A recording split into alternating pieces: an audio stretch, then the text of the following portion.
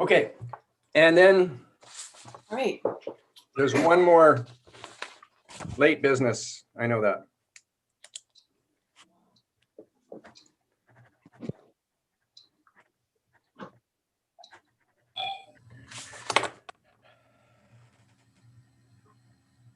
And I see Wilfred, he's got a nice spot down by the water there for this meeting. Hello, everyone. That's a Hi, picture of, Wilfred. It doesn't look like Canal Beach, so it must be No. further down the inlet. that's a picture of Ho-Chuckles Lake down at Elbow Creek, looking over at the Teeskin Pellets. That's our protected area. Perfect. Thanks for sharing. You bet. So that wasn't a rainy day in that case, because, you know, I know that that lake is well known for lots of rain. Yeah, for sure. Actually, I made it down there on January 22nd. It was the latest in the season I've ever been able to make it down. No snow. Dave McCormick, nice to see you. Pat Deacon, nice to see you. Hello, everybody. Hello. And Doug Holmes, I know you're there somewhere, as is Bob. Just haven't turned on your videos yet. That's Good quite afternoon. the desk behind you. Remodeling your office, are you, Doug? No, this is my home office.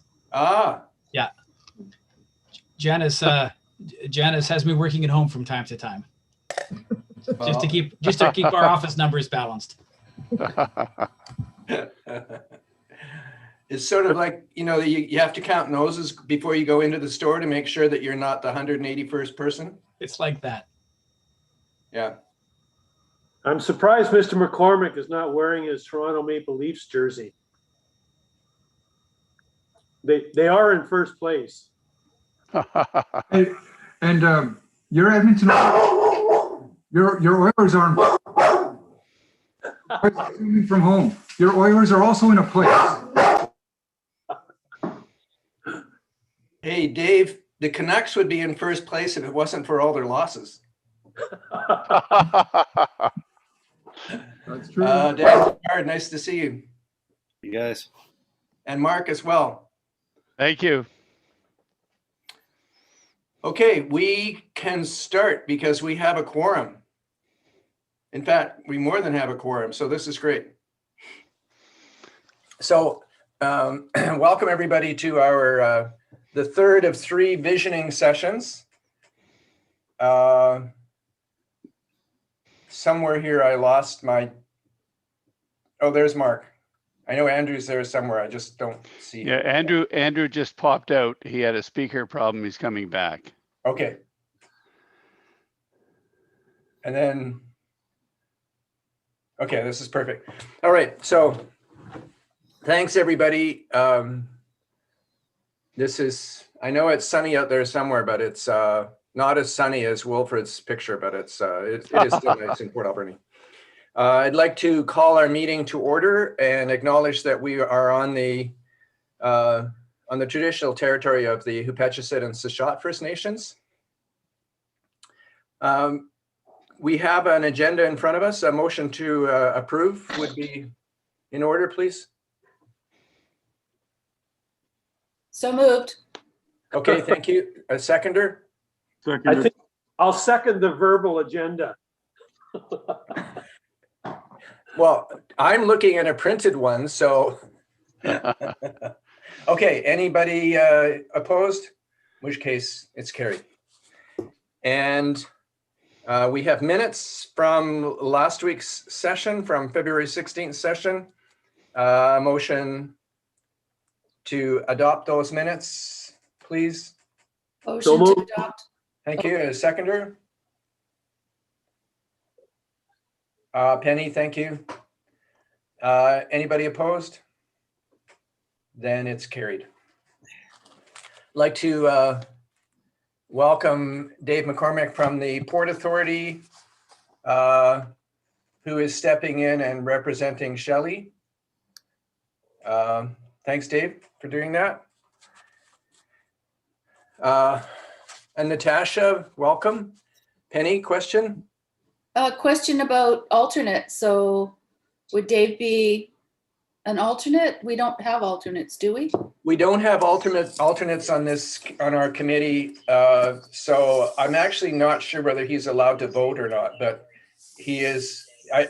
You know then, Penny. So I guess he's not allowed to vote, but that's okay. He's used to being silent and in the background. Strong silent type, not allowed to vote, but certainly allowed to note. Oh, yes. Great. Thanks for being here. Okay, thank you. Hi everyone. Sorry, my computer fritzed out and my speaker stopped working. And so I couldn't hear anybody when I logged in before. Okay, well, Right. I know that somebody was keeping track of you, and Michael Hoff, welcome. Thank you very much. Okay, we've done the minutes, reports. We have the visioning and strategic plan for the Alberni Valley Airport Workshop 3 for today. That's what we're looking at. What I'm thinking is why don't we receive the report, because everybody's had a chance to look at it, before I turn this part over to Mark and Andrew to actually take us through this third and final session of our visioning. And that way it's taken care of. Motion to receive. Okay, and who was that? Oh, thank you, Dan, and a seconder. Okay, Penny, thank you. I saw your hand up first. Anybody opposed to that? In that case, it's carried. Thank you, everybody. Mark, then this is my opportunity to turn the meeting over to you. Okay, so I think you probably have the slides, and what we've designed this in the same manner as the other ones, where we go through a few slides and then open it up for discussion. Just briefly, our agenda. We'll review the some of your feedback from workshop 2. Andrew, can we just move to the next slide there if we can? Yeah. Perfect. Then we'll get into the crunchy part, which is vision and mission. We have a draft strategic plan, which Andrew is going to take you through. And we have a few capital projects at the end. So the next slide. We just sort of summarized some of the things that we got back from you from the second workshop. Certainly there was a feeling that there should be a focus on tourism opportunities and to try to get unique opportunities in that area. Recognize the industrial strengths that you currently have. I mean, you actually have quite an advantage at the airport having Colson there. I hear some background talking. Is that me, or is that? Can you hear me all right, Mike? I can hear you just fine, Mark. Okay, perfect. We want to celebrate the current successes and employment. I think you will all agree that with the extension of your runway and the new lights, you're actually starting to see an increase in activity at your airport, and I think that's something that can be celebrated with the community. We talked about niche markets such as maybe seafood exporting, or obviously there's a lot of expertise from a mid-island perspective in terms of forest fighting. How do we grow against that? There's an opportunity to sell both the beauty and the affordability of Alberni Valley, and also to build on partnerships with the Port Authority, industry, First Nations, tenants. So that just gives you a little bit of an overview of what we discussed last time. Next slide. We also we included in the weaknesses the issue of the short-term leases, which had been brought up. One of the objectives, obviously, of your strategic plan and your vision and mission would be to try to build on the strengths, but also address any of the weaknesses that that have shown up in the analysis. Next slide. I'd like to just maybe go over some of the objectives that we see from a vision and mission standpoint. One is, I think we need to ensure that tenants buy into the vision and mission of the airport.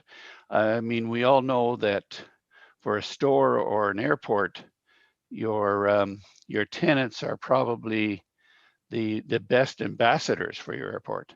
Did I see a hand up? No. Sorry, that was just me. I was waving goodbye to my husband. Oh, okay. Okay. Sorry about that.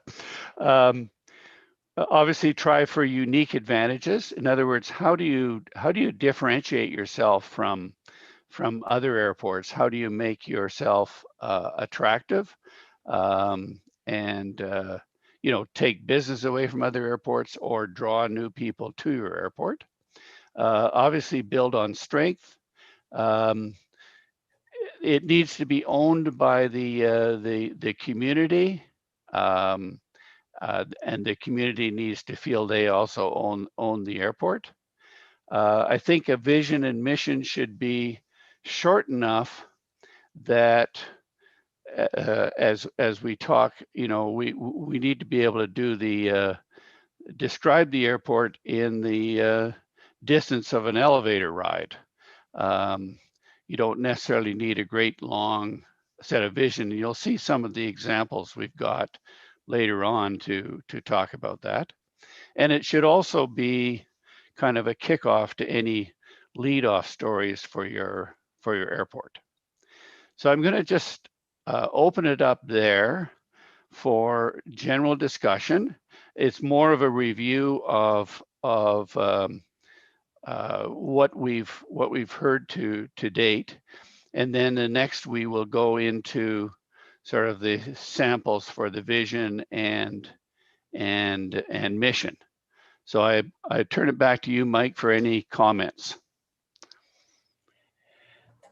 Well, I mean, we're particularly interested in hearing what the rest of the committee has to say. I'm sure more than what I have to say, but it's, I like what you've got there, and I like the way you've got it laid out. But it's really up to the committee to say, well, what is our vision? Collectively, what do we want to do? And how are we going to word this? And I absolutely agree with you that if we can't tell someone in a minute what the vision and mission is, then we don't really have one, because it needs to be relatively short and it needs to be something that's easily remembered. And the older we get, the harder it is to remember all this stuff. So my memory is just about gone now. So, Ron, don't forget to turn your mic on. Yeah, okay. I don't know if I'm kind of going off script here for the gang, but as Mark talks, it really gets the creative juices going. But one thing that I don't know that we've talked about a lot about is a community or a regional communication strategy. And once again, the communication strategy is basically celebrating what we now have there. But also, I think it's an opportunity. There's a bit of a stigma within the Valley that this is the Coulson Airport. And there's a lot of people that take shots at Coulson's. I don't, and I don't know personally a lot of people that do, but they feel that we're giving favoritism to them. I think the communication strategy, we need to talk about the other tenants as well. And I've talked to a lot of people, and they think Colson's are the only people out there. So I just throw that out. It's just as Mark was talking, I thought we need to sell this thing, and we need to get the community fully on side. Some of the Colson shots for me on a personal basis are personal and unwarranted. And if we can kind of deflect and talk about our new tenants and stuff, I think that's a great strategy. And if we've got new anchor tenants, we can sell them as being pioneers at the new airport. And I call the new airport a gem. But anyway, just thanks for indulging me. And yeah, you haven't heard the last of me here. Yeah, and Ron, just to talk a little bit about that, hopefully we've captured a little bit of what you've talked about there in one of our strategic plan actions. And you're very correct. I mean, you've got 16. Well, actually, I think talking to Mark, it keeps growing every day. I mean, you've got 15 tenants there. You've got, if you take Colson away, you've actually got quite an active airport compared to a lot of other airports. So somehow that needs to be balanced in the story.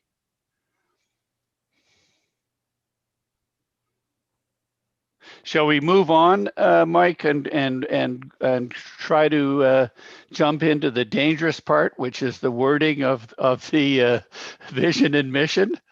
Yes, please. Okay. So to start this discussion, I've pulled out a few sample visions and missions, and we have the author of one in the audience. So the first is Nanaimo Airport. Your island gateway to the world, and mission to provide safe, financially sustainable, friendly, high quality airport services and facilities that enhance economic prosperity and meet the needs of the communities we serve. So you can see, interesting there, that the airport's talking about serving multiple communities, and also implying that it's very much a connection. It's a, they're trying to grow into a hub. And we can talk about these later. But if anybody wants to interrupt and make a comment, please feel free. Boundary Bay Airport, to be recognized as a high quality general aviation airport and valuable asset to the community. And mission, the airport will serve as a reliever to YVR in support of aviation training, schools, business aircraft, maintenance facilities, hangars, cargo operations, and small domestic carriers. That airport recognizes that it's a satellite to YVR. And also what's interesting about this vision, they talk a little bit about, valuable asset to the community. So this was developed actually by a subcommittee of council for Delta. Next slide. Vancouver International Airport. So you'll see here, the largest airport has the fewest number of words. Vision, a world-class sustainable hub airport. And you notice we talked about the term hub before in, I think, workshop number 2. Mission, connecting British Columbia proudly to the world. Again, they've used the term British Columbia rather than Vancouver, because right from the start, Vancouver has tried to show that their role is all of British Columbia, and to put their money where their mouth is. They have airport improvement fee of $5 if you fly anywhere in BC, but if you fly outside of BC, any other province or internationally, it's $25. So they really do favor the fact that they're serving British Columbia. Kelowna International, they're not shy. They've said we are the best mid-sized airport in North America. So they've established themselves a target against, and they're going to compete against all airports. Mission provides safe, secure, customer-friendly, economical services and facilities that promote the Okanagan region. Again, looking at the region as opposed to the city of Kelowna. So next slide.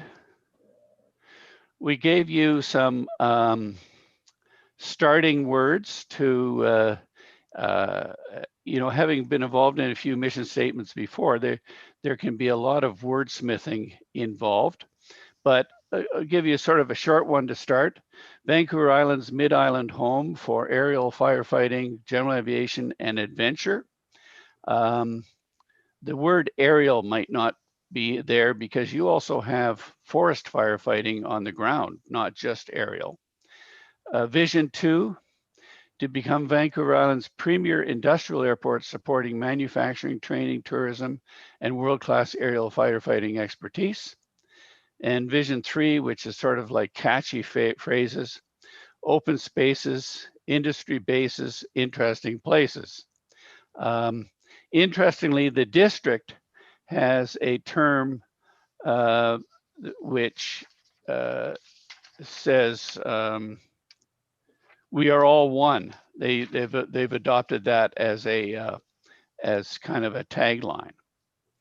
I'm going to leave that there rather than open it up to discussion right now.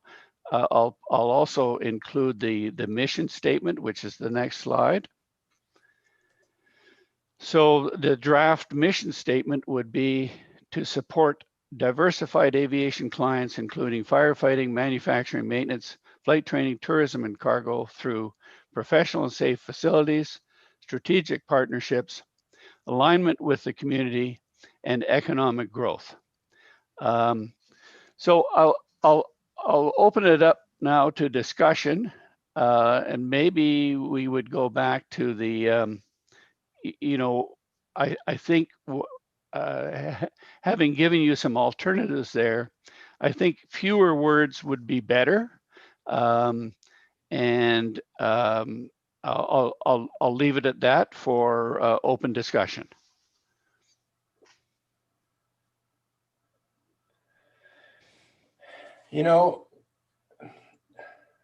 I like what you've got for the mission. I don't think the vision statement captures that. Agreed. Because I think that is ultimately what we want to do. Are the taxpayers getting their money's worth out of the investment? And are we in a positioning ourselves so that we can grow? Because in the end, that's why we have an airport, is to provide that economic stimulus and meet economic demands and maybe create other opportunities that wouldn't otherwise be there. And I'm just wondering if there's some way to reword one of those vision statements and make it a bit shorter. Yeah. I mean, you do have one that's short. The third one is short but it's too catchy and cute. But yeah, it's too catchy, I think. Mike Cooper, what did you go through in terms of your process to come up with your vision and mission statements? That's a good question. What we did, and this is still not talking out of school because it's a public process, but what we did was we went through the program every number of years. And visions and missions shouldn't be changed too often. They should be long-term targets. But we found that and this is true of other boards I've been on, we found that everybody wanted to own a piece of it, and it grows the vision and mission statements. And so I think you're wise to clearly understand what you want to be when you grow up, same as the Nanaimo Airport or Vancouver Airport. If they clearly understand their long-term goals, it becomes easier to build the vision and mission statement.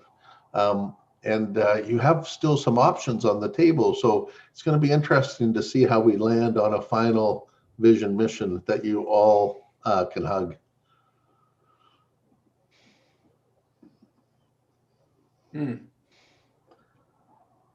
Ron?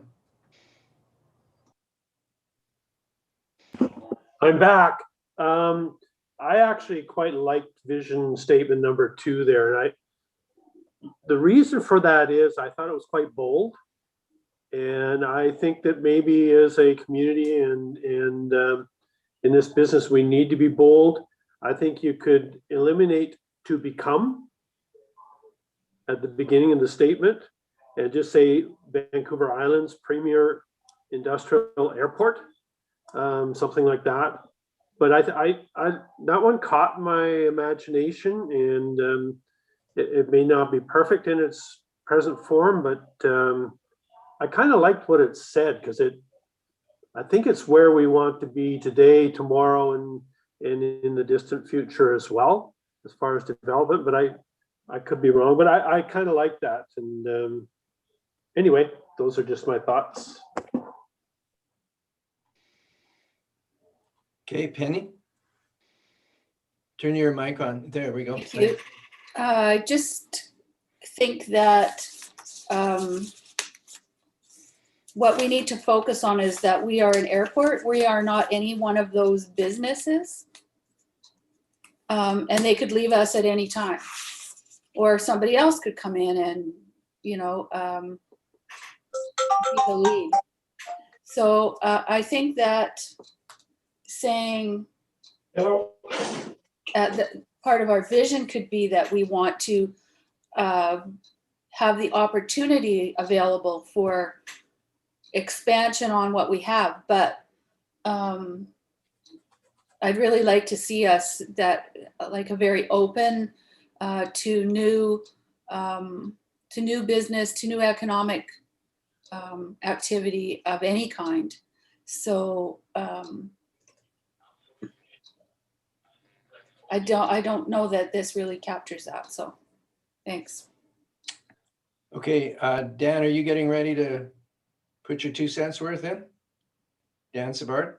Oh, yeah, I'm kind of looking at it like we don't want to pigeonhole ourselves into anything. I think our mission statement needs to be fairly broad, but to the point of, we're Center Island, or, we encompass the whole island because we're Center Island, and that we're welcoming the world to our backyard kind of a concept, whatever that use might be.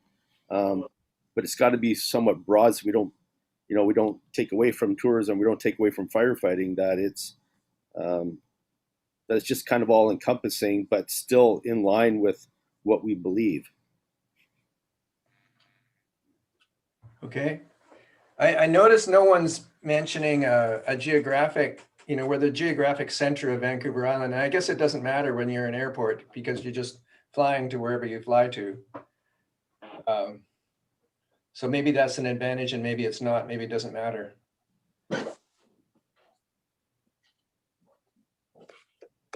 Michael Hoff, what are you thinking?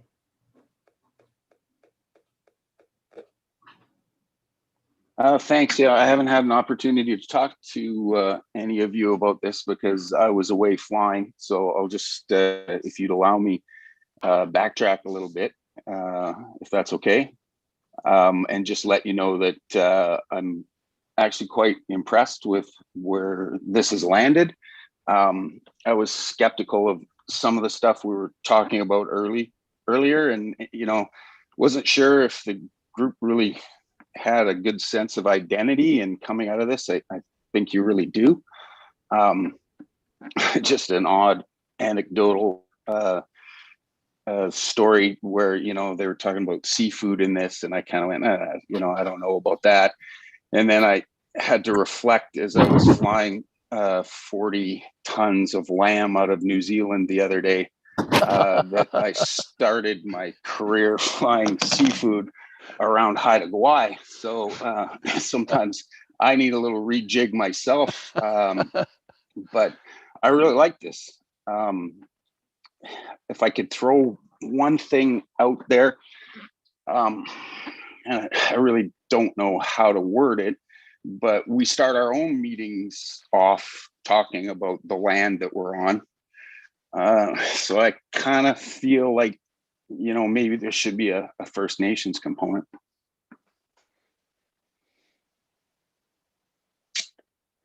And other than that, you know, there's so much good stuff in there. The commentary about Coulson and that involvement at the airport and whether or not it's a negative or a positive, you know, I really don't want to get into any sort of negative of the optics.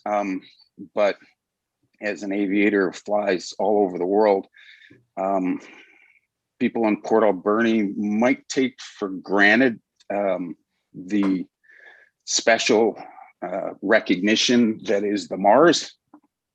And, you know, you kind of already have that built in. So, you know, it pre-exists Coulson and yet it's part of Coulson, but it's just, I don't know if that's, I'm sure there's lots of stuff on logo and branding that may involve costs because the Mars is, you know, somebody else's property, but it's also a significant portion of how this area is seen. Like, you know, when I try and explain to somebody in Frankfurt, where I'm from, over a Bitburger, they have really no idea where Port Alberni is, but you start telling them about the Mars and they've seen it on mighty airplanes. If they've got any sort of aviation interest, you know, it's just something I thought I'd throw out there as well. Okay, thank you. Anybody else?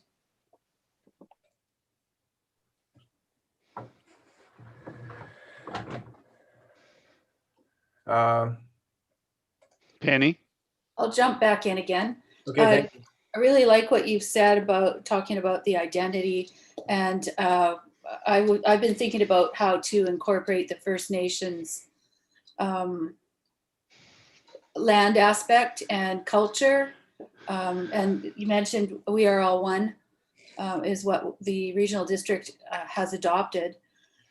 So putting that in there somewhere I think is important moving forward.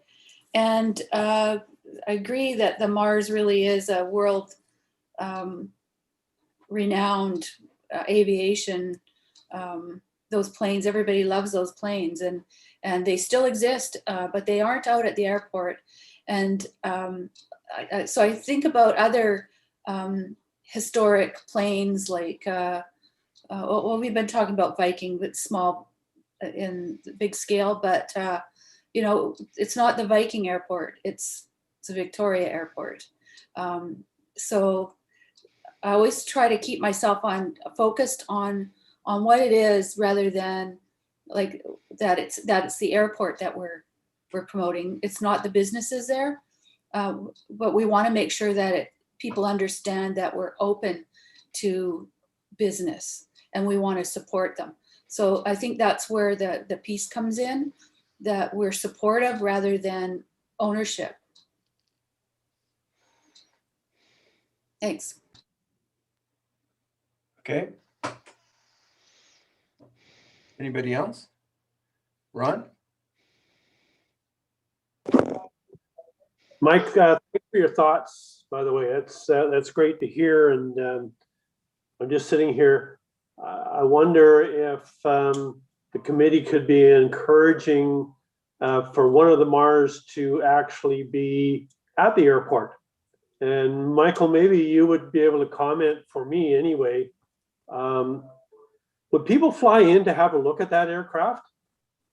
Yes. Yeah, Okay. sorry. I was just going to add to that, if that's okay. Yeah, Go thank you. ahead, Michael. Yeah, they're called aviation geeks, and I don't know if that's a term they like, but it's the one that's out there, and it always surprises me how many of them there are.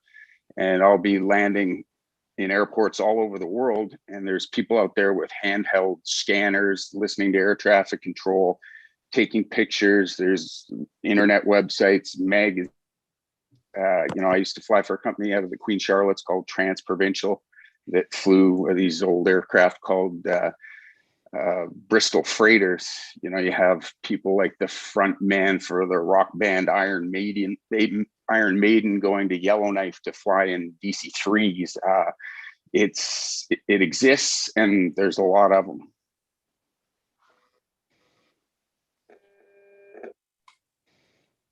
So there was a move at one point to create a structure that could go over top of the Mars at some place that is an appropriate location. I can't imagine the cost of a structure like that, but I know that there was some interest in doing that. Because if we just left the planes out in the weather for 20 years, they would look like they've been left out in the weather for 20 years unless someone maintains them. Yeah, and that's a whole other conversation on whether or not you want to be a museum. But you take the place like McMinnville in Oregon, where everybody makes pilgrimages on motorcycles and camping trips across the country to go and see the spruce goose. Correct. The Mars is actually on that level. Exactly. Yeah. No, and when there were guided tours through the Mars, it wasn't a lot of traffic to see it. And that happened for a few years. But it was not an open kind of invitation. You had to know somebody on the inside. I mean, I had to pull some strings to get myself on it 20 years ago. And I worked for an airline that flew the Grumman Goose, which, as you probably know, was the bird dog during the flying tankers years. And so we had a conduit of our pilots that flew the Goose going over to flying tankers on the Goose, like Reg Young, et cetera, et cetera. And that was how you got on with flying tankers. And I had to pull a lot of strings to get on it. So your perception of open to the public and the public's perception of open to the public may have been somewhat different in that regard. Mm-hmm. I think if it's marketed right, it could be a real tourism attraction. Sorry, Dan, I didn't hear you. I said, I think if it was marketed properly, it could be a real tourist attraction. Yeah. Penny? I agree that it is hard to see the flying tankers, but it was open to the public for about 2 years. They had students hired to do the tours. They had the nose piece put together, and they were doing tours definitely to the public. We saw a lot of that traffic because we managed the Sprout Lake Community Hall, which is right there. We share a parking lot, basically. They did say that there wasn't a lot of traffic, though, enough to support the business aspect of it, I guess. I guess my point was my point was I subscribe to all the major Canadian aviation magazines like Wings. I'm part of the small owners and aircraft operators. Like it wasn't advertised anywhere. So unless you had some word of mouth connection to it, you weren't going to hear about it in Toronto. Right. So back to what we were looking at, which was the essentially wordsmithing vision. Mark, is it possible to maybe pick that middle one, but not have it quite so long? Yeah, I have a whole page full of comments. Just to summarize them, I really like the concept of getting some First Nations influence into it. The open to business is also a comment. Identity, welcoming the world to the backyard, and the last one, I certainly agree with Michael Hoff. I mean, I have been to the Evergreen Museum to see the spruce goose. Actually, I visited the spruce goose down in LA and also in Oregon. So, you know, even if it moved around, you went to visit it. The one downfall with or not downfall, but one of the issues with that is you probably need a benefactor with very large pockets because it would require a museum and a structure to improve it. So, I mean, it is it's certainly an attraction, and I'm not sure how to crank that into the vision, but we'll try. So I think we've got all your comments. I think we've got, you know, in all these things, it's a wordsmithing item, and when we put together our report, we will try to put together the vision, and then it's in a draft, and we've got time to go back and forth on that. So we'll get back to you with what we think is works. Any final comments on that?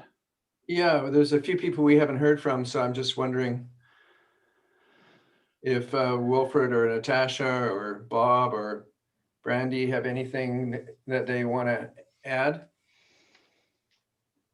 It's Wilfred here. My apologies for missing the first few meetings. So I'm just taking it all in, and I'm just hearing everybody's comments. I have no input at the moment, but if I come up with anything, I won't hesitate to jump in. Thanks. Okay, thank you.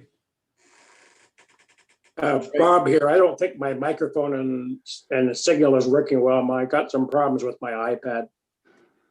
Oh, I can hear you fine now. Okay.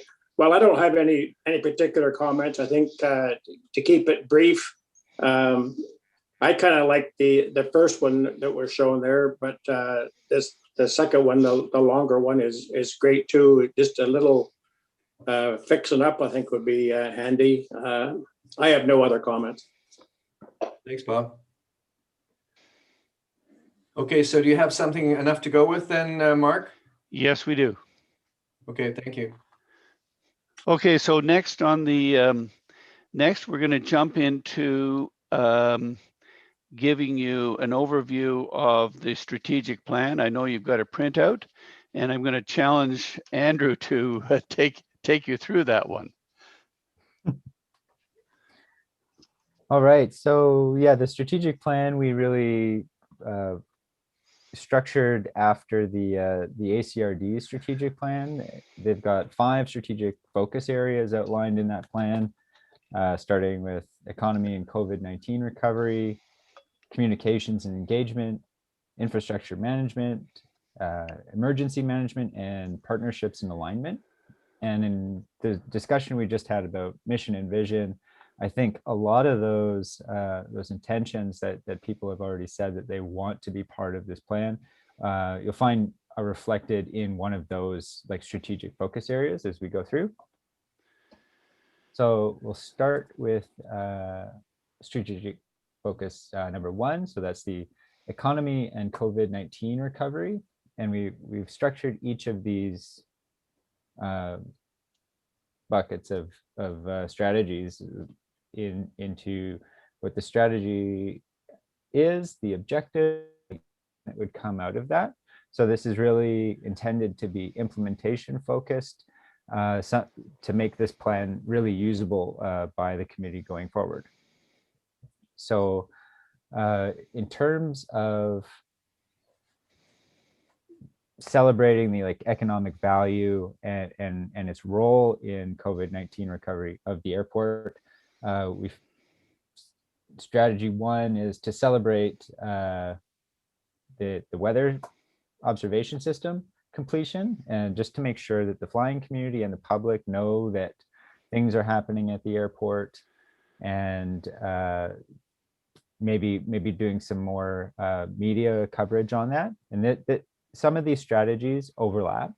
Like they might have an economic focus and a communications focus, and communication plays a big role in all of these strategic focus areas and strategies. Promoting the flying school is number 2. And so we know that there's an interest by Mr. Patterson to start a new flying school at the Alberni airport, which is great. It's also a good news story that maybe takes some of the focus off of Coulson and really gets people understanding that the airport has got more things going on at it. So that's great. That's another strategy to go forward on. Number 3 is to explore extended lease terms, and this is something we talked about last time.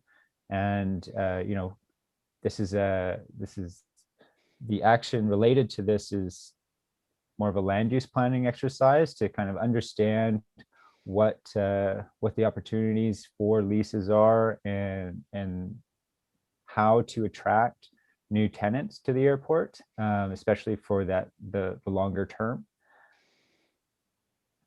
And number 4, celebrate the level of employment already at the airport. So on the whole, like with all of the tenants there's quite a few people who are employed at the airport, and that has a big impact on the region. And it's unclear whether the public is really aware of that or not. And so making sure that they are is you know, it's getting people to think about the airport and maybe, you know, think that they could become involved with it moving forward, you know, from an economic perspective. So those are kind of our top ideas for strategic focus area number 1. The list isn't exhaustive, and we're open to expanding it if there are other ideas as well. Bob here, on the flying school aspect, is there some things that are unique to the Alberni Valley Airport that we could build on here? For example, instrument training, pilot upgrading qualifications, doing instrument flying and learning in different approaches at different airports. And also our mountain terrain, is that something that pilots need to learn specifically skills about? Maybe Andrew, I can try that one. The advantage of Alberni Valley is basically you have no limited traffic. So to me, it would be more what they call ab initio training. In other words, doing stalls, spins, etc. Because you have lots of airspace. What's happening in the lower mainland, some of the training areas are so congested now, they're talking about timing people going in and out of. So you actually have that ability, and to do approaches, you know, Nanaimo and you also have some GPS approaches there. You also have that, but your real unique advantage is unused airspace. Okay. Okay, makes sense. We can go to the next one probably. Okay. So strategic focus area 2 in the ACRD strategic plan is communications and engagement. And this is something we've talked a lot about. So just to go through some highlights, our first strategy was to build upon the annual airport event. And so we know that the tenants that have like an annual airport day, and that's a great initiative, and it's something that we think can be built upon to include more than just the airport community and the tenant community, but the wider public as well.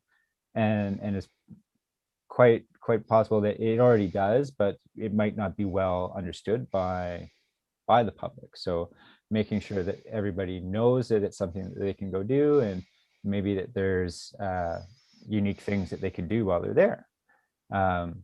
And it's just interesting, just given the conversation about the Mars, maybe the Mars isn't there all the time. Maybe it's something that gets dragged out for airport day. Who knows? There's lots of ideas. New client marketing is another one that I think is important and that we've spoken quite a bit about. And that's, what are the advantages of the Alberni Valley Regional Airport? And it's like one of the main advantages is its relative cost to other airports and for tenants, and its proximity to other major centers. So maybe there's somebody, in the Lower Mainland looking for a less expensive lease, and maybe Port Alberni is the place to go. So making sure that you're reaching potential tenants through communications is important. And then the last one we've highlighted is the advisory committee itself. And an action item there is to maybe set up an annual Zoom meeting between the committee and tenants just to stay connected. And promote connection through the surrounding communities, and go from there. So this is all related to the communications and engagement and getting people involved with the airport and new tenants. Any thoughts on this one? Bob, once again, just going back to the flying school thing that Mark commented on. With that kind of training, is that bring more focus for the need for fire protection and crash equipment at the airport? Not for smaller aircraft.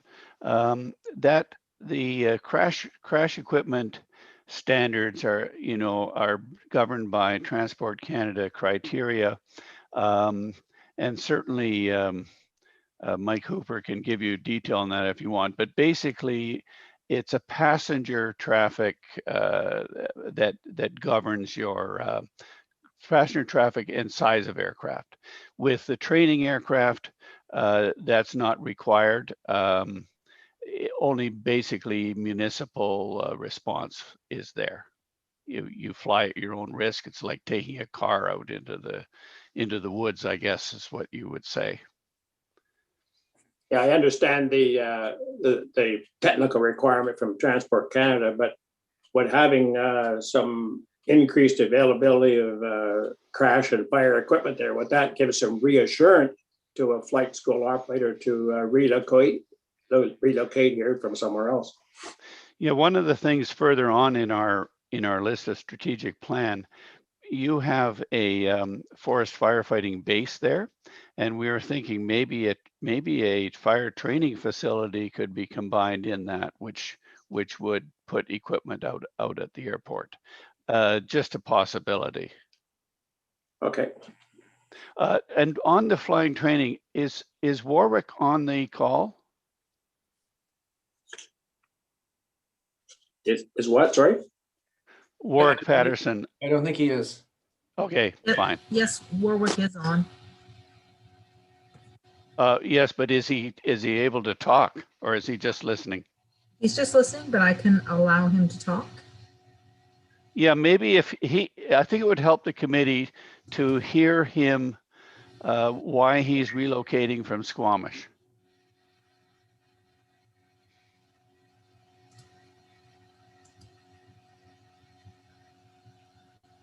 I've just promoted him to panelist, so he should be there now.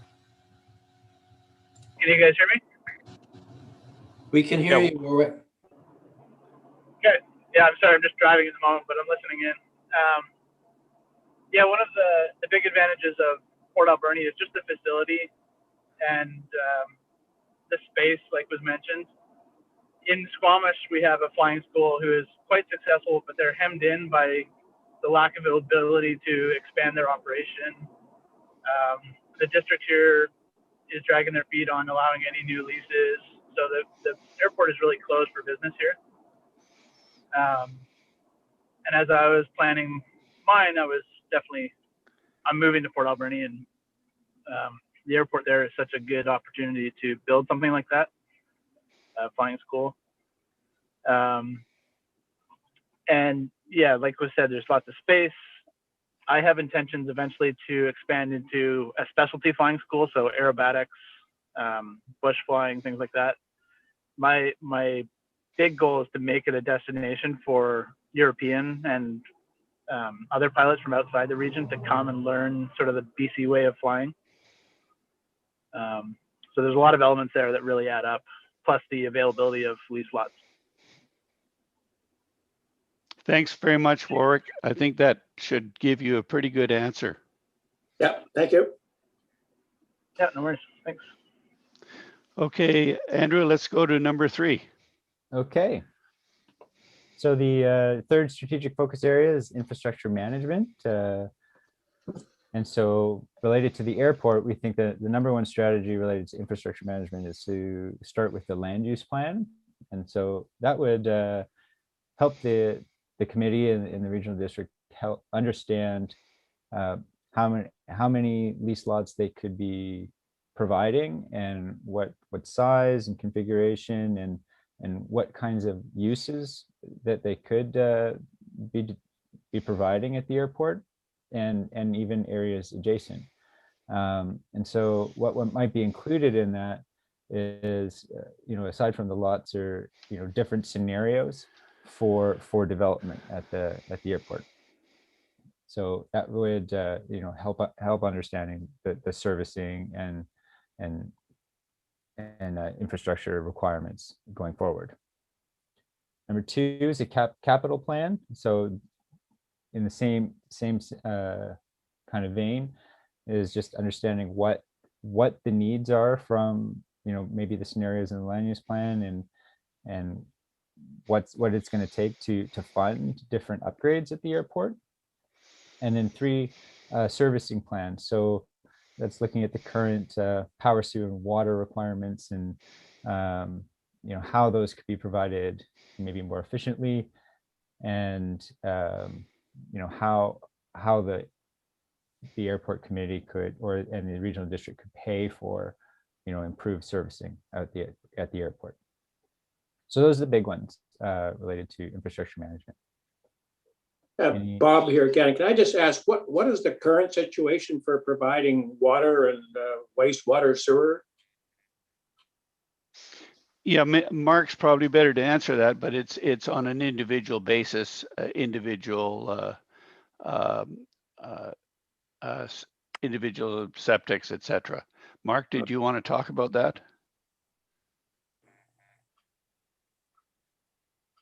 Our current tenants, Colson and basically the firefighting base Thunderbird crew, have wells and septic built on their leases or adjacent to their leases. Everybody else does not have water or sewer unless they service it themselves. And the terminal building has a small water system and sewer system attached to it as well. Otherwise, everything else is just bare land.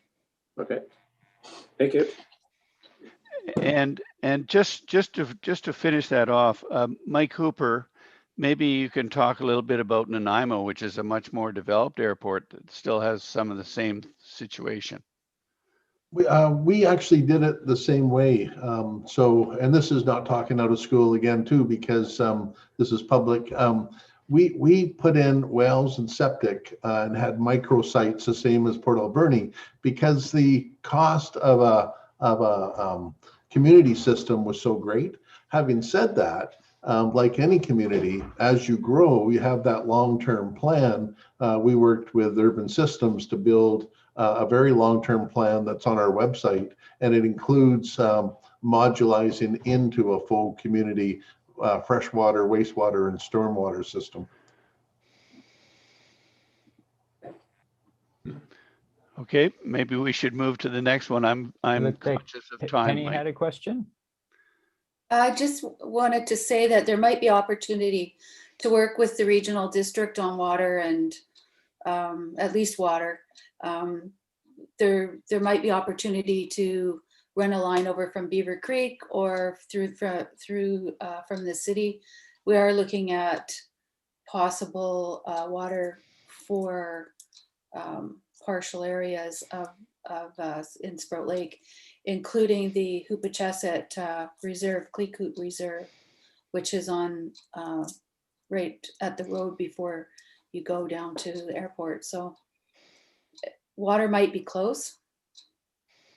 Thanks. Great. Okay, moving on.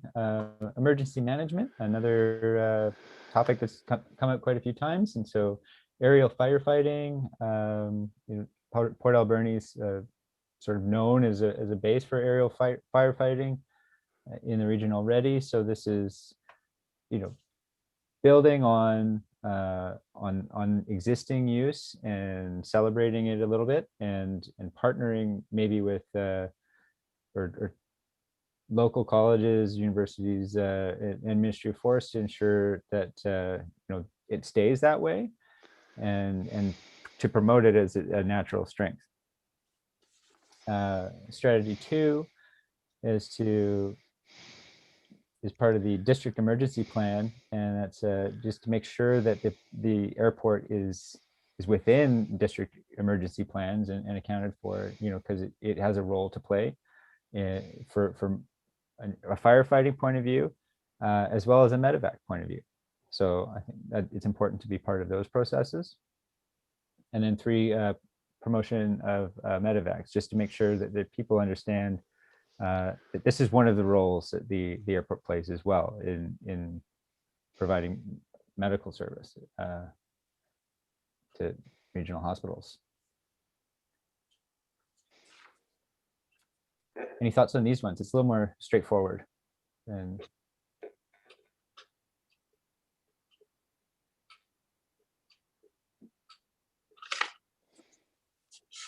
Okay, and there's one more. Yep, one more. Strategic focus number 5 is partnerships, mutual benefit and alignment. So this one is where we talk about partnering with First Nations to recognize the contributions and their participation in different initiatives, but also celebrating that local culture and territory. 2 is partnering with the tourism sector. So we've heard a lot about this, and this one spans different stakeholders, as well as to highlight the growing connection between Alberni tourism and air charter and private access to the airport, and just accessing the Alberni Valley, from a visitor standpoint. 3 is that partnering with the Port Alberni Port Authority, and to work with the port on different transportation initiatives. We mentioned seafood before, but there may be others as the region grows. And alignment with the province. So making sure that you work with the province to recognize the airport as it's for its contribution to forest fire fighting management, and to also work with them on accessing stimulus funds should they become available. And that's the 5 strategic focus areas. So the Thunderbird firefighting crew, was that initially set up as a First Nations crew, or mostly First Nations crew? Anybody know? Yeah, I saw an article on that from about 10 years ago, and there was specific First Nations crews as part of it. It was originally started by First Nations, but then the province took over the base. I think there's still significant First Nations involvement. And is this the only base it has, or does it have another one? I'm not sure. I haven't heard of any others. I was just wondering if it was associated with that one in Parksville that you would pass next to the freeway there. I don't have any information on that. Okay.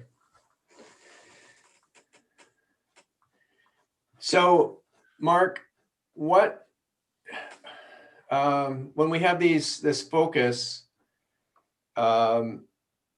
is this an opportunity for different members of the committee to sort of take the lead on some of these things? Or is it like, how do we actually go about making them happen? Because surely they certainly can't all be Mark Fortune's responsibility.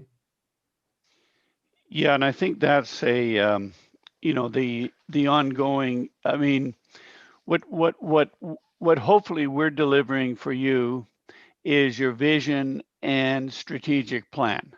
Obviously, some of those have higher priority. Some of those make more sense to implement right now. But to me, it would be an ongoing, you know, advisory committee responsibility for your annual meetings to follow those up. Maybe individuals would take particular leads. I suppose there is a danger for Mark Fortune that a lot of them would fall on him. But being an airport manager, I'm sure he's used to that. So, but I think what he would need is your help getting there. Right. Mark, did you want to comment on that?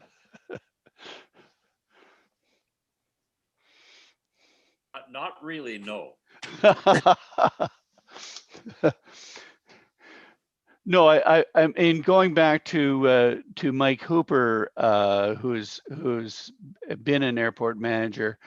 You're not structured as a board, but for example, Mike had a board and he had a strategic plan, and obviously he had a larger staff with a larger airport to implement it. But I think the advisory committee is almost a little bit like a board. And Mike, maybe you wanted to talk a little bit about that, how you would see that continuing on at Alberni. Yeah, no, that's a good one. And again, I won't talk outside of school, and I keep saying that because I have an agreement. So if they're watching this, I want them to know I won't, in terms of our board at the Nanaimo Airport. But we adopted a similar process that I've used in the past, and we had working groups. And so members of this committee or members of a board could be on a working group. It comes together long enough to address an issue, and then it dissolves away. And it almost becomes consulting arms to Mark, in this case, to the lead, the operational lead. And that's not a bad model, just to give extra resources. But it does take time from the individuals on different boards or committees. So Mark Duncan, you in strategic focus number 2, you talk about I think expanding invitees or members of the advisory board or what have you. You're talking about the advisory committee itself. Is this an opportunity for us to, like, just as we did about the flight school, is this an opportunity for us to talk to some people in the community who have expressed real interest in contributing to the airport, but they're not part of this advisory? You know, and you know, some of them have great ideas because they have long associations with the airport, and they think about ways that they could contribute and ways that they could make it better, and you know, in their opinion, make it better. Is there a way that we could be bringing some of these people in, maybe not voting as such, but just to contribute ideas about things that they think we might want to consider? Certainly, and I think, you know, having seen quite a few airports around, say, British Columbia, even across Canada, and I gave you an example, Vanderhoof. Vanderhoof has an air show committee that puts on an air show. Maybe taking your airport's days, you've already got a genesis of that happening at the airport, and maybe with the advisory committee working with some of the tenants, you could assist them to take the lead on, say, putting on an airport day. Obviously, you know, land use, maybe there's components of a committee that want to be involved in coming forward with the land use. But probably the ones that are most successful are events such as the air show day. It's actually hard to get people involved in, say, planning as such, but certainly as an advisory committee, somebody wanted to take, say the whole tourism partnership standpoint. Maybe there's a subcommittee that says, okay, here's the 3 action items that we need to do in the tourism area. We need, you'll see on my capital list, one of the ideas there is to have just a simple signboard that is at the airport, so visiting pilots can see what's interesting to see in the Alberni Valley. So I could see that being taken on by, and I'll just name a name, Dan Savard, for example. There would be a little bit of money involved to create the board, but what goes on the board should come from the tourism group. Well, and we have the Dave McCormick here from the Port Authority. I mean, Port Authority does a really good job of putting together brochures, for example, and maybe that's something that we could benefit from. We have a young fellow in town, a guy named Stephen Jones, who is a pilot for Sunwing, and he's got lots of ideas, and he's a kid from Port Alberni, and he would love to contribute in various ways. And then there's probably a guy who's probably your cousin, Chris Duncan. He knows a lot about the airport and has been associated with it for many years. Got lots of great ideas. So I'm just thinking about those kind of people and how do we hear what they have to say? Penny. Well, thank you. So because the airport users have already been doing airport day, it would be really nice to make sure that they're included in any kind of promotion or on airport day, utilizing what they've already done, because to just come in and take over, I think, is a little offensive in some ways. It could be taken that way by those users because they've already established a lot of connections that we need to tap into. So making sure that they're part of this. And I just also want to add that I have been, I'm not sure if it's in the budget right now or not, but I did say that the regional district should put some money aside for an opening of the airport so that we could do a celebration with the community. So there is already some action in that area. Thanks. Okay, thank you. There's and just comments, Mark, before we go to Ron Paulson. Do you want to respond to those? Oh, no, I just wanted to say, and certainly, Penny, I totally agree with you. The idea would not to be take any, the idea would be to enable the committees as opposed to trying to step in and do it. It would be giving them authority to do it would be more and supporting it. Right. Sorry. Ron Paulson. Yeah, I just want to say thanks to Warwick for his input. And as I sit here again, just thinking about what we presently have, and my note here is actually it's to do with that one slide with regards to the advisory committee itself and meeting with tenants and stuff. I would really look forward to that, meeting with their tenants. And I think as we work in parallel, trying to expand our airport and look for new and creative ideas, I think we want to make sure that we consolidate our current tenants. And as an advisory committee, I'd like some feedback from tenants on what's working and what's not working for them, how we can be better. Maybe it's in the lease agreements and those sort of things. And the thing that I had written down, and Warwick said, the present airport that he's involved with is closed for business.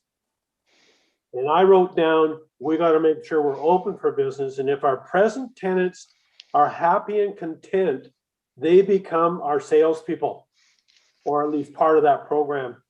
So I just hope we kind of work in parallel, making sure our current tenants are good. We're not giving away the farm because we don't want to tick them off, but we want to make sure that we know what works and doesn't work for our tenants and certainly for the flying industry. And once again, I'm not a pilot. My flying entails getting on a plane and going to Toronto or something, but and I also did try that jump off the roof thing and flapping my arms, but didn't work out well. But I just want to make sure that we don't lose sight of what we have as we move forward and consolidate our tenants, make sure we know that we look at them for some feedback. And once again, I think it was very valuable to have Warwick make some comments today. So I just wanted to bring that up, and they can be our salespeople.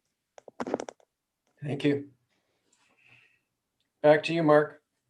Yes, totally agreed. And maybe in the interest of just moving to our last component, which is a list of sort of capital projects. We put together a list of, somebody earlier on talked about low-hanging fruit. So I've sort of called that short term, and then we got longer term list of capital. We haven't tried to prioritize them. You know, that would happen over a period of time. And let's just go to the first list. Andrew, thanks. So these, as I said, we haven't really put a value on these or tried to, you know, do any sort of quality analysis. The landing strip came basically from the Glider Club, and that is sort of right now they have a very small strip to the right, which they use for, you know, if they have to land and somebody's on the runway. But ensuring that strip is maybe a bit larger would really promote the glider activity and training. Define parking and tie down areas, that came sort of from visiting aircraft. Where do they park when they come? Provide secure vehicle parking. The current Thunderbird base deploy crews from there, and they leave their cars there. So what, you know, they brought up the issue of maybe having a fenced area for cars. Internet for visiting pilots. I'm sure Mark probably heard that one before. Better signage on the entry road. There is a very large sign promoting AVRA. But actually, if you're driving on the way to Tofino, you might not know what AVRA means. Certainly, if you're from the local area, you do. And that was a comment made by one of the survey people. Signage with town information for visiting tourists and pilots. We talked a little bit about that, but that's sort of a you know, when you arrive at a place and you can see what attractions are there. Maybe if the Mars was an attraction, or if you have local hiking trails or whatever. That, in other words, what are the tourism attractions? Courtesy car, that's a classic pilot request for small airports. Some airports have them, some aircraft don't, some airports don't. Increasing the purchase limit on the fuel pumps. I think it's right now at $500, and I'm not sure, that was just, again, a request from the survey. Establish customs service. We started a little bit of work on that. That obviously with COVID is going to take a while, but that's just a list of items that came from the survey. And maybe we'll just do the longer term list, Andrew. So in the long term, and we've already talked about this, develop lease lots for expansion. Mark Fortune has basically leased out every lot he has, which to me is a positive story. But the question is, if we're open for business, where do we put them? We talked about the servicing plan, and I think there's a good opportunity there to follow the Nanaimo model.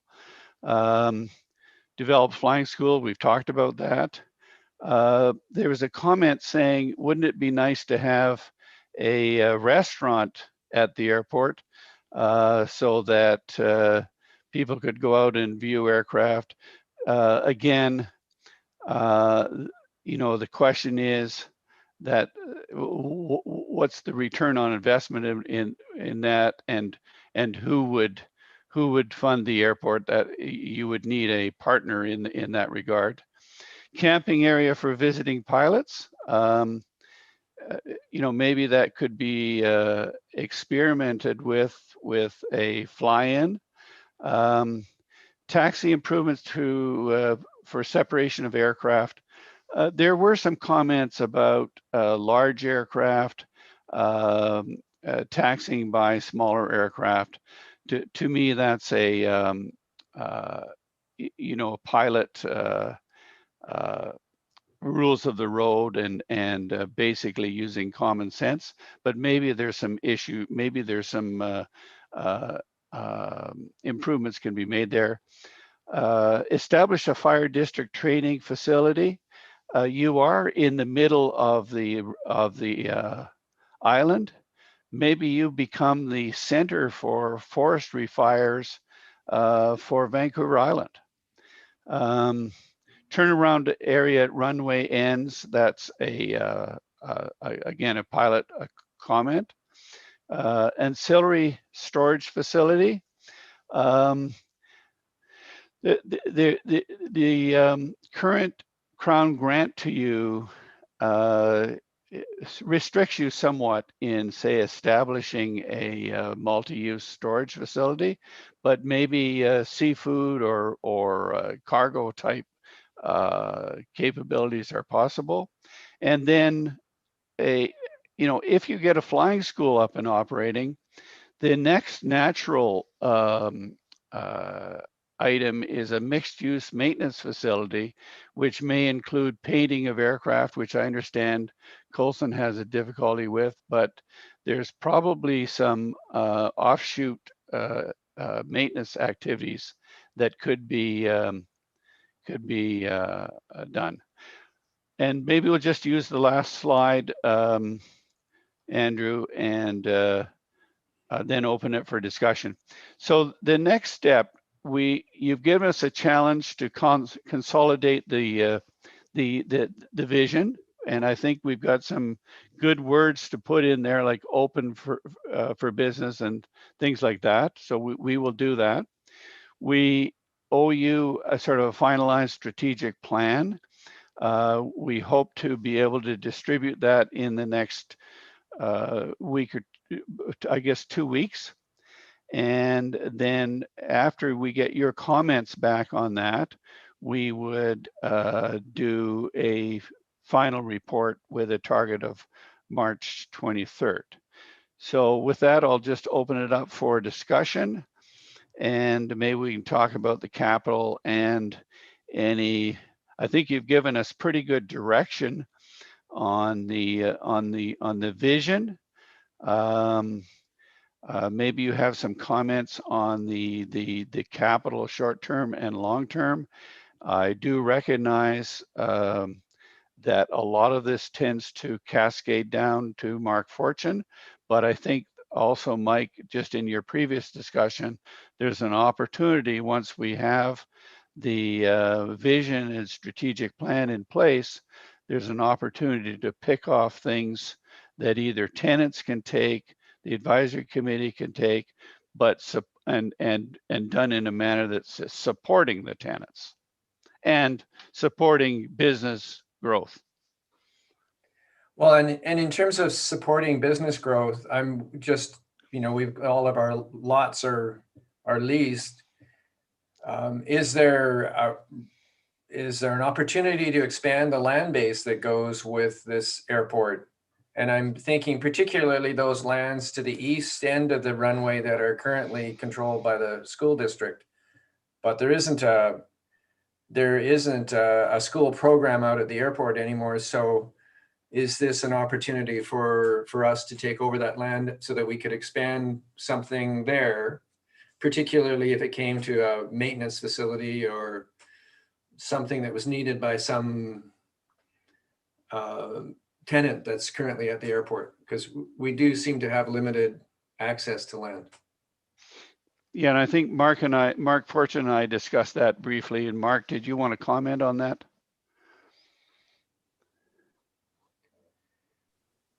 Yes, I will.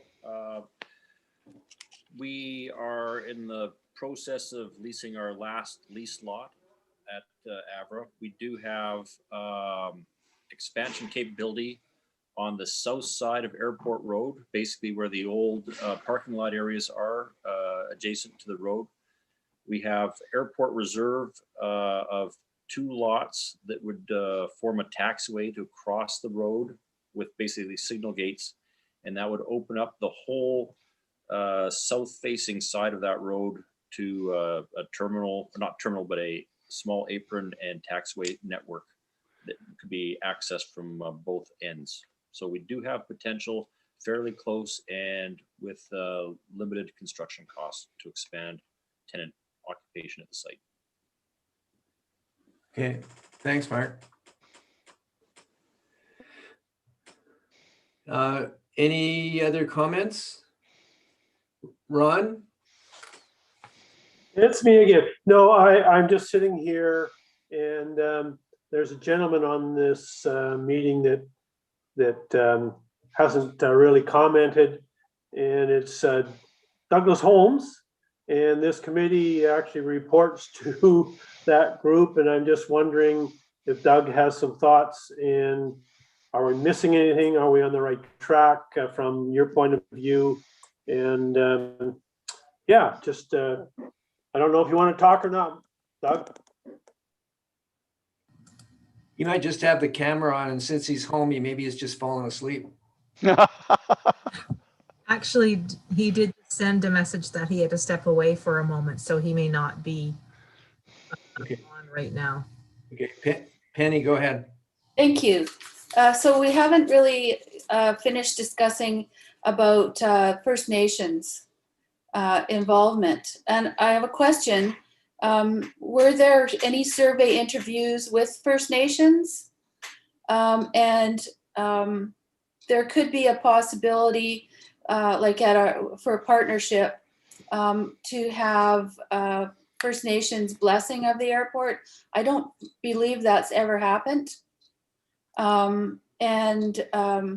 You know, I see opportunity here of expanding on that aspect of working with First Nations. And if it's a blessed airport, you know, like, let's sell that, like, you know, call it the Sacred Landing, or, you know, the Hawaii has their thing where you get a lei when you get there. But, you know, when we come to Port Alberni Airport, in the Alberni Valley, you know, you're in a sacred place. And I don't know, I just, thoughts that keep going through my head as to how to involve First Nations. Thanks. Brandy or Natasha, do you have anything you want to add to that? Hi. Hi.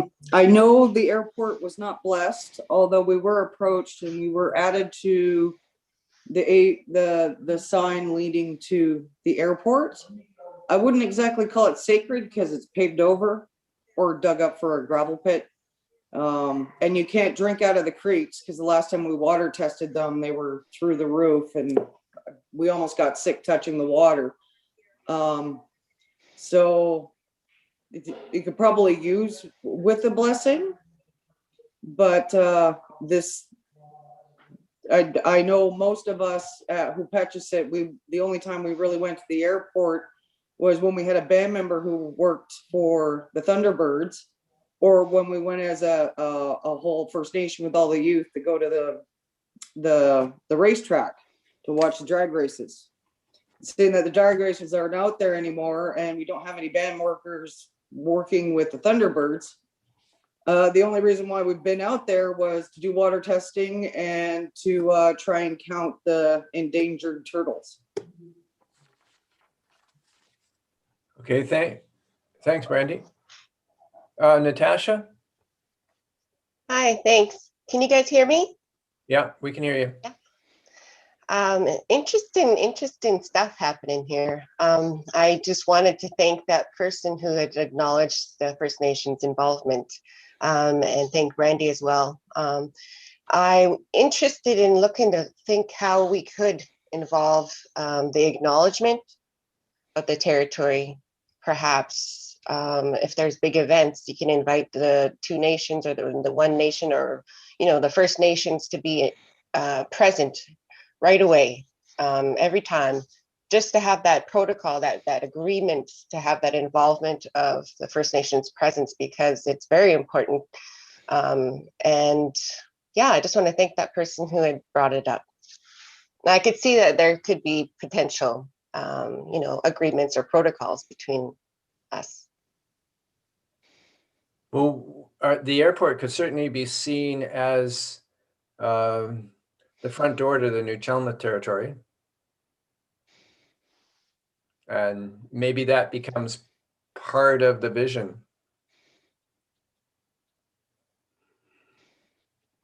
That's there's the highway out to the west coast is the highway to New Chelmsford territory. So could have that kind of that kind of inclusion in the vision.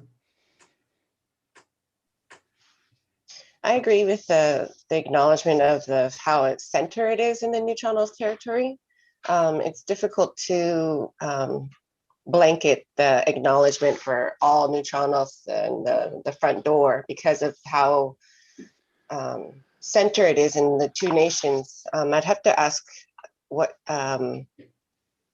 which nation is it that is more in their territory. I'm guessing who pitches it, but I'd have to look into that. But yeah, it's kind of hard to blanket something with all New Chelmsford. It's like we're located all up and down the island, right? So I would more focus on the nations that are in the town, and then perhaps I would agree that there's a link between the First Nations and tourism that could be explored. Okay, thank you. Any other comments? Just one, Janice, could you please forward the PowerPoint presentation to the group when you get an opportunity? No hurry. Absolutely. It was included with the agenda though. For some reason, I'm not on your agenda.